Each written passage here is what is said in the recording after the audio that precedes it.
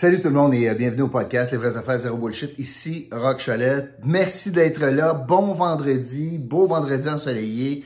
Je vous souhaite une bonne fin de semaine et pré-Noël évidemment. Donc pas mal de choses sur l'agenda, j'ai l'impression pour vous. Mais merci d'être là pour quelques minutes avec un méli-mélo encore aujourd'hui vendredi. Avant, je veux vous réitérer notre invitation de participer à notre concours où les 1000 premières personnes à s'inscrire gagnent. On est rendu à plus que $1 million à distribuer à ces 1000 personnes-là en coupons rabais, en gratuité, en escompte, etc. Et pour ce faire, tout ce que vous avez à faire, c'est gratuit et vous devez vous inscrire via le lien qui est dans la description. Ça prend 1 minute, puis vous êtes inscrite ou inscrit et vous pourriez être dans les 1000 premières personnes à vous inscrire. Donc, le concours se termine, c'est pour célébrer notre premier anniversaire de podcast et ça se termine dans 5 petits jours, donc le 8 décembre prochain. Aujourd'hui, podcast sur méli-mélo. Sujet aujourd'hui, ça sera des sujets santé que je vais diviser dans différents éléments, mais c'est surtout santé aujourd'hui dont je vais vous parler. Je vous disais hier que les résultats de sondage pour la CAQ démontrent que le point faible de la CAQ, comme beaucoup d'autres gouvernements, c'est la santé. Encore davantage, quand les attentes étaient si élevées, quand on nous avait promis en 2018 que les délais d'attente à l'urgence étaient pour passer de 90 minutes, pas plus que 90 minutes, en 2022, que les délais maximum, donc 90 minutes en 2022, c'était 45 minutes de moins que la moyenne qu'on avait en 2018, c'est énorme. Quand on nous a promis un médecin de famille pour tout le monde, etc., considérant ces promesses, puis l'état de la situation, on est à des années-lumière de cela. Évidemment, vous êtes nombreux à dire « oui, mais il y a eu la pandémie ». C'est tout à fait vrai. C'est un élément, et c'est pour ça que le gouvernement n'est pas jugé si sévèrement que cela en matière de santé. Mais vous allez être obligé de reconnaître que la pandémie ne peut pas tout expliquer. La pandémie ne peut pas expliquer le manque énorme de personnel dans le réseau de la santé. On peut pas juste prendre la pandémie comme facteur. Je veux vous parler de cela. Parce que au lieu de baisser le temps d'attente dans les urgences, il y a quelque chose qui est arrivé, il y a quelque chose qui est arrivé au Québec qu'on a rarement vu. Moi, je me souviens pas d'avoir vécu ça, là.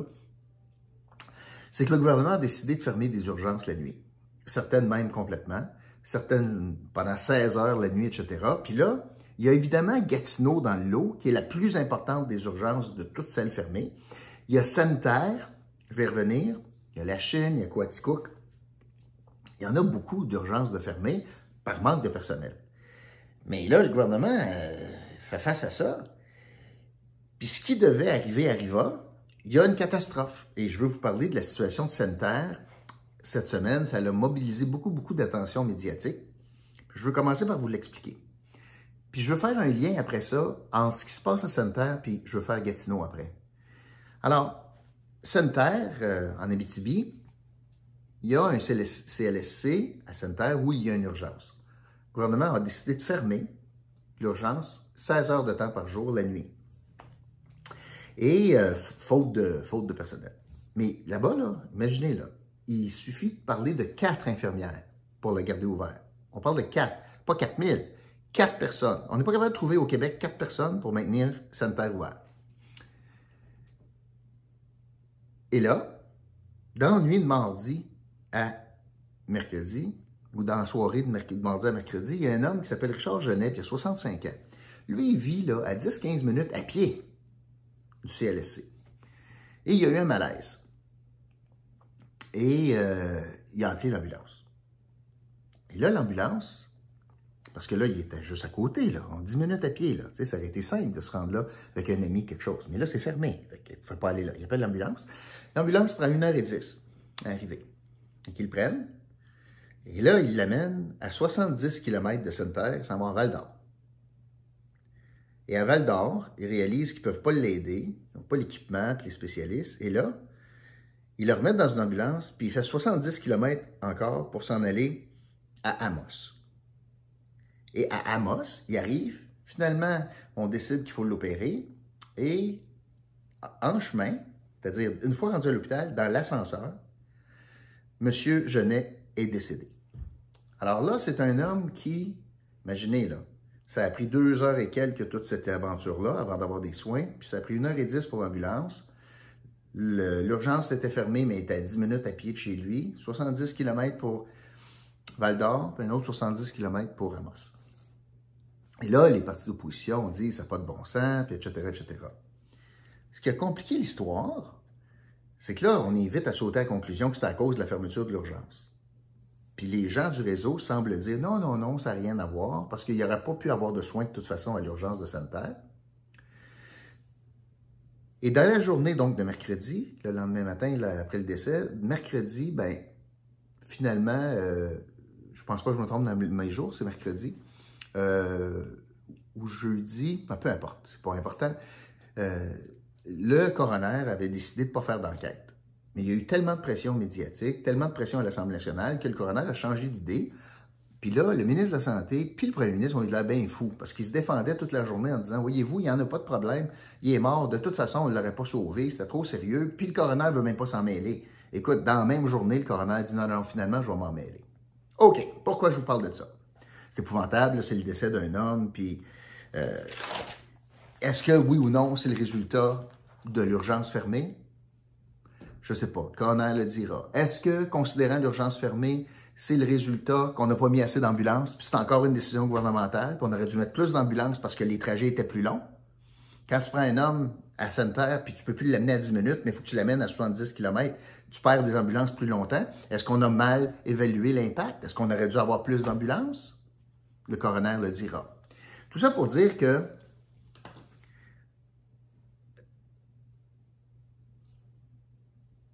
le temps est important. Le temps de prise en charge est important. Et ça m'amène à Gatineau. À Gatineau, on a une urgence majeure, une urgence de 25 lits, qui est fermée l'année, depuis des mois. Vous allez me dire, oui, mais Hull n'est pas très loin. C'est vrai. Hull n'est pas très loin en kilométrage, pour 70 km. Alors, c'est une demi-mile, c'est à demi-mile. On manque quand même de lits à l'urgence parce qu'on en perd 25. Gatineau n'a pas augmenté de 20, Hull n'a pas augmenté de 25 lits de service d'urgence, mais on manque de lits donc à l'urgence. Mais je vous invite à réfléchir sur le sujet que j'aborde depuis quelques jours, OK? Mais quand on va avoir un seul hôpital, ça veut dire que on ferme l'urgence de Gatineau, fort probablement, puis on ferme l'hôpital de Hull. On ferme les 2 hôpitaux. Gatineau va être transformé en centre de jour, semble-t-il, ambulatoire. Alors, les urgences majeures, il va y avoir un seul hôpital. Fait que la localisation, donc, la preuve est faite à Val-d'Or, encore une fois, que les délais de desserte ambulancière, c'est important. Et on va comprendre qu'il y a du monde qui vont prendre pas mal plus de temps pour se rendre au seul centre hospitalier, d'où l'importance de bien la positionner, cet hôpital, où les accès routiers sont faciles et nombreux.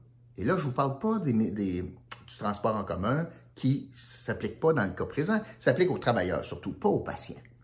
Alors, en tout cas, pas en état d'urgence. Donc, c'est important de le placer, cet hôpital, dans un endroit stratégiquement localisé pour accueillir des voies de circulation, que c'est facile d'arriver notamment de l'ouest, de l'est et du nord. Ça, probablement, c'est l'aspect le plus facile pour le CISO d'évaluer, s'ils prennent que ce critère-là.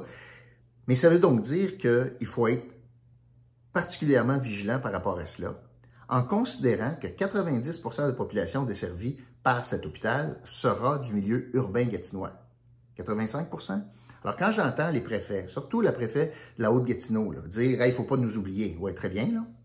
Mais je vous rappellerai qu'il y a un hôpital à Maniwaki, je vous rappellerai qu'il y a un hôpital à Wakefield, puis qu'en termes de volume de population, c'est Gatineau. Donc, je veux bien, là, mais c'est pas vrai qu'on devrait mettre l'hôpital à Wakefield pour faire plaisir à Chantal Lamarche, là. Il y a un bout, là.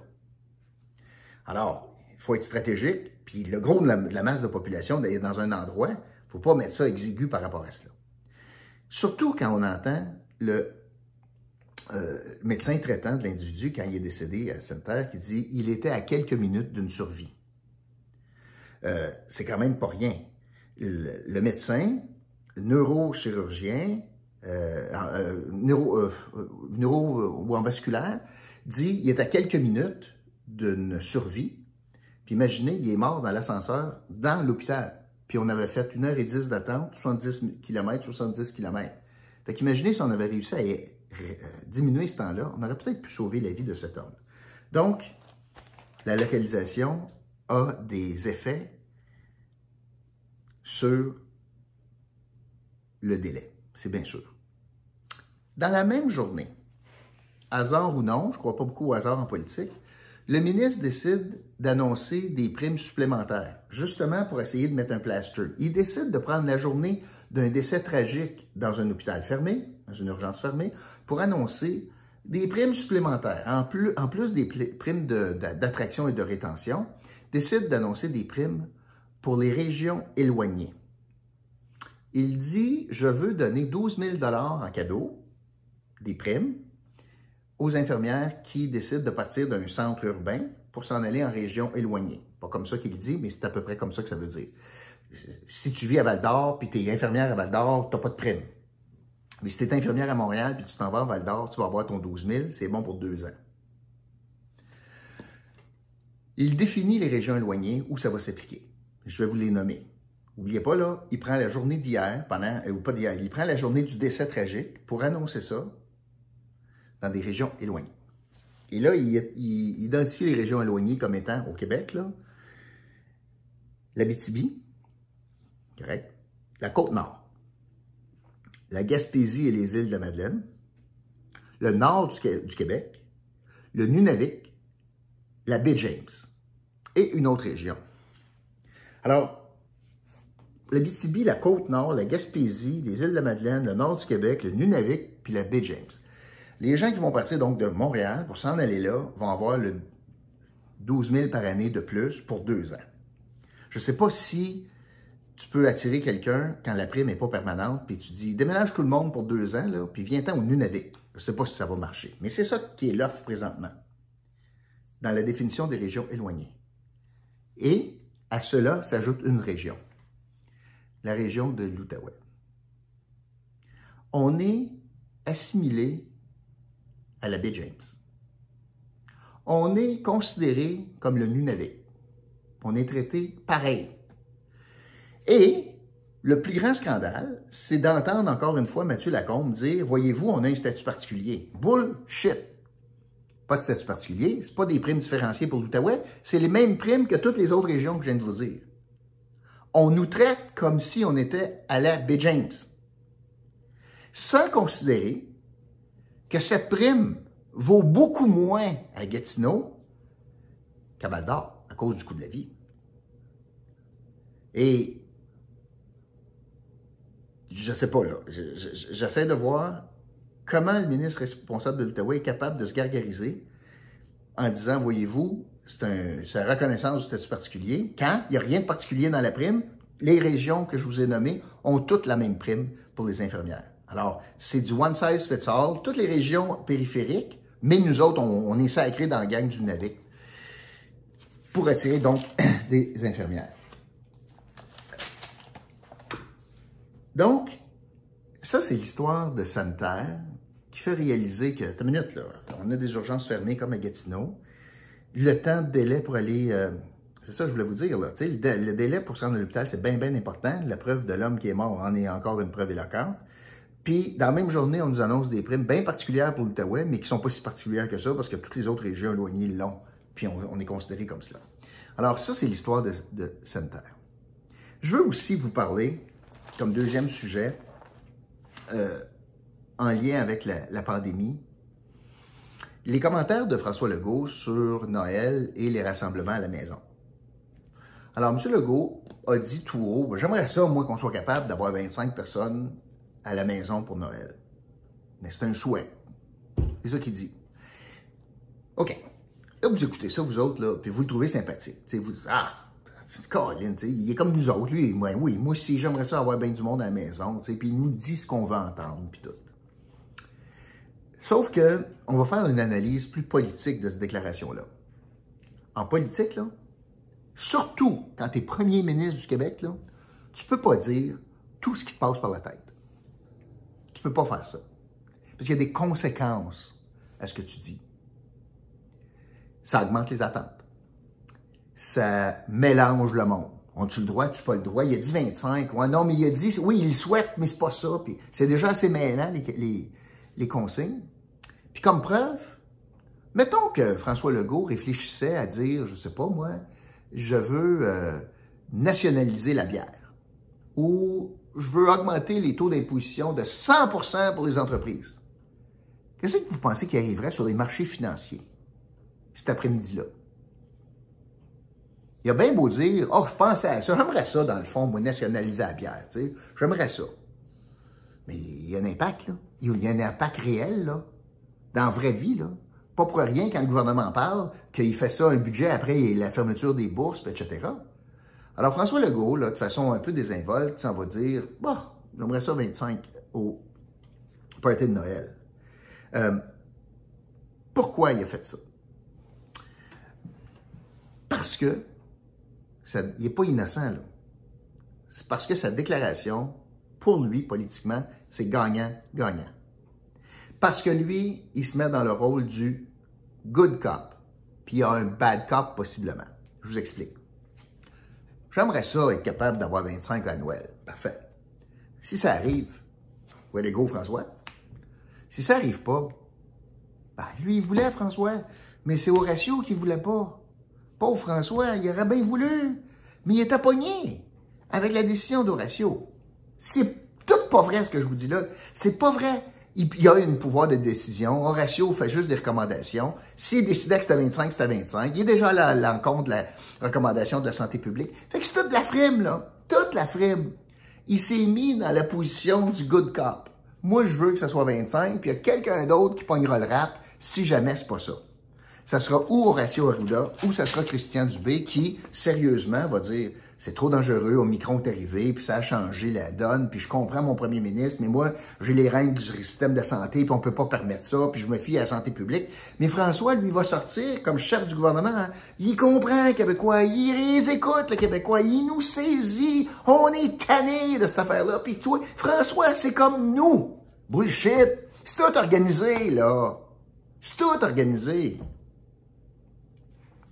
En fait, le premier ministre est beaucoup plus manipulateur qu'on pense, ou que vous pensez. Un peu plus mesquin pour jouer avec ça, puis l'opinion, puis faire passer la patate chaude à quelqu'un d'autre. Un petit peu plus ratoureux. Comment on peut plus s'exprimer? Non, on peut plus s'exprimer. Non, tu peux pas juste t'exprimer de même, là. Tu peux pas juste dire ça. T'es premier ministre du Québec. T'es pas à table au coin, à taverne du coin avec les boys, là, pour dire, ouais, je pensais à ça, là, ce serait bien le fun, tu sais. Parce que lui, il y a des conséquences. Puis dans le fond, moi, j'ai trouvé que c'était un commentaire perfide. J'ai trouvé ce beau mot-là. Puis je voulais vous le partager parce que ça sera aussi mon indice du jour. Un commentaire perfide, c'est un commentaire dangereux, nuisible, sans qu'il y paraisse. Dans le fond, il passe pour le bon gars, mais ça paraît pas, mais c'est nuisible à mort. Et c'est un commentaire dangereux parce que ça va désabusé le monde. C'est encore une déception possiblement. Et ça va mêler le monde. Alors, perfide. Perfide. Et mon mot d'aujourd'hui, parce que j'ai trouvé ça pas de la très bonne politique. C'était de la très mauvaise comédie de François Legault. Puis je pense qu'il y en a plusieurs qui voyaient à travers son jeu. Alors, encore une fois, c'est pas une très bonne semaine, cette semaine, pour le gouvernement en matière de santé, ce qui s'est passé. Et je voulais vous laisser là-dessus. Je vous souhaite une super bonne fin de semaine. Merci d'avoir été là. L'indice du jour, n'oubliez pas, si vous inscrivez l'indice du jour dans les commentaires, vous pourriez gagner 100 $ qu'on fait tirer dimanche parmi ceux qui ont le bon indice d'aujourd'hui et de toute la semaine, bien sûr. Et le mot d'aujourd'hui est perfide. P-E-R-F-I-D-E. Perfide. Voilà. Merci d'avoir été là. Je vous retrouve lundi pour un autre podcast. Les vraies affaires, zéro bullshit. Salut tout le monde.